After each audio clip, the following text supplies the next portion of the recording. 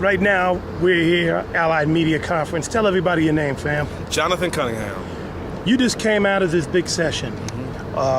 Very important one for our readers and listeners, talking about how to create an economy, a music-based economy. What were some of the highlights? Who was on the panel?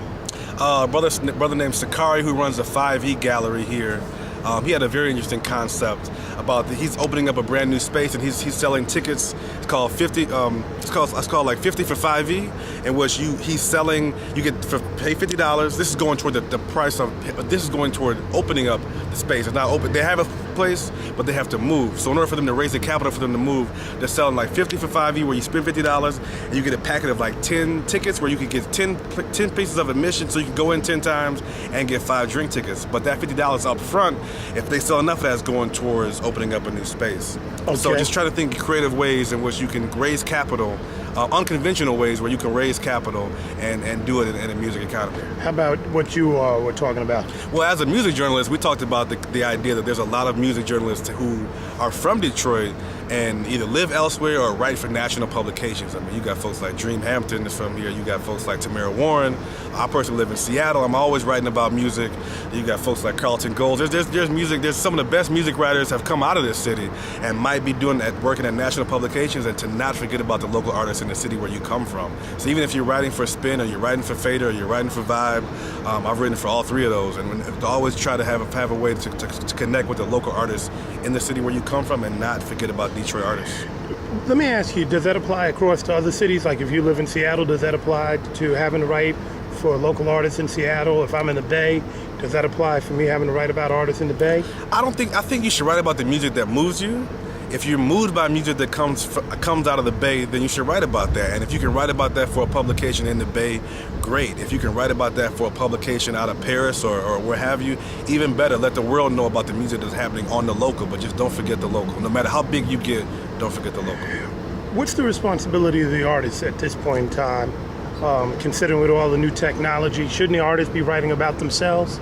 I think the artists are writing about themselves, and I think this is a good time for journalists to kind of get a reality check. The music journalists, the ones who, the high and mighty music journalists, to get a real sense that their position on top is not as needed. Sometimes a very smartly done flip camera interview is more important. It can be marketed better than a write-up in one of those rusty old newspapers. You know, right. So I think that the artists they realize that are in control of their own social media. Folks who really control their own media are winning right now. So let me ask you this: what three pieces of advice would you give to an artist that's watching right now in terms of, journalizing themselves? I'm gonna use that word. Sure. Control your own media. Don't wait for the local publication to come to you. If your music is hot, they probably already have, but maybe they can't write about you every week. I mean, nobody wants to read the same write-up about the same artist. So if they haven't hollered at you in 6 months, it might not be personal. Maybe they just did a feature on you and they're not gonna get to you for another 7 or 8 months. So don't depend on your local media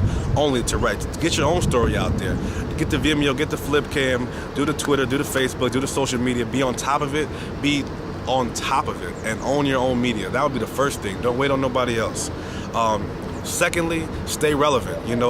Don't be mad if the radio isn't playing. The radio can be a funny situation. We got people like Davey D that changes that, but that's not always the case throughout the country. So make sure that you are making relevant music and getting it to the people. If the music is hot, people will listen to it. You can't blame the South for why the West Coast ain't doing it. You can't blame the South for why New York. If the music is hot, people will listen to it. Shouldn't we be looking at it from a different standpoint also, to understand that different communities want different things? If you are making music that is more boom bap, closer to what DJ Premier does, right? Maybe somebody down south don't like that style, and there's a community of people that want to gravitate towards that, and we should just look for the people that like your type of sound and build with them. Nothing wrong with that. I mean, I like boom bap and I like music from the South. I got no problem with that. But don't get caught up in expecting everyone to love you. Just make good quality music, and if it's good, people will listen. Market yourself well. Market smart. And but also make it easier for the writers and the bloggers. Connect with the bloggers the same way you used to want to holler at the music editor at the SF Weekly or holler at the music editor at the East Bay Express or what have you. Holler at the bloggers, and they will. And a lot of times those folks are really into your music. They have followers. They're going to tweet. They're going to do the legwork for you. Get them, just make it simple. Don't make them think too tough. Shoot them an MP3. Shoot them a photo. Make it easy for them to say, hey, yo, this is my new single, so-and-so. They like it. They'll get it up. They'll tweet it out. They'll Facebook it. You follow up. You tweet it out. You Facebook it. And you can hit the same reach as you could if you was waiting on the music editor at SF Weekly to maybe or maybe not get with you. And then lastly, what's your last advice? Last piece of advice I would say is just be true, do you, and the music will come through. That's real talk right there. We appreciated 3 tips. So definitely the artists better control their own media. Got to. There you go. We're hearing it right here at Allied Media Conference. Say that.